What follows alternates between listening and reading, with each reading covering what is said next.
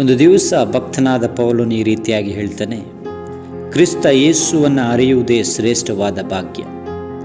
ಆತನ ನಿಮಿತ್ತವಾಗಿ ನನಗಿರುವುದು ಎಲ್ಲವನ್ನ ನಾನು ನಷ್ಟವೆಂದೆಣಿಸ್ತೇನೆ ಎಂಬುದಾಗಿ ಆತನು ಹೇಳ್ತಾನೆ.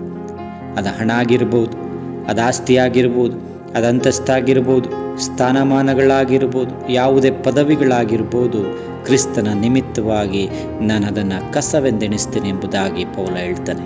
ಆತನಿಗೆ ಬಹಳ ಚೆನ್ನಾಗಿ ಗೊತ್ತಿತ್ತು, ಜೀವನದಲ್ಲಿ ಕ್ರಿಸ್ತ ಯೇಸುವನ್ನು ಅರಿಯುವಂಥ ದೊಡ್ಡ ಭಾಗ್ಯ ಮತ್ತೊಂದಿಲ್ಲ ಎಂಬುದಾಗಿ ಪೌಲನು ಬಹಳ ಚೆನ್ನಾಗಿ ಅವನ ಜೀವನದಲ್ಲಿ ಅರ್ಥ ಮಾಡಿಕೊಂಡಿದ್ದ.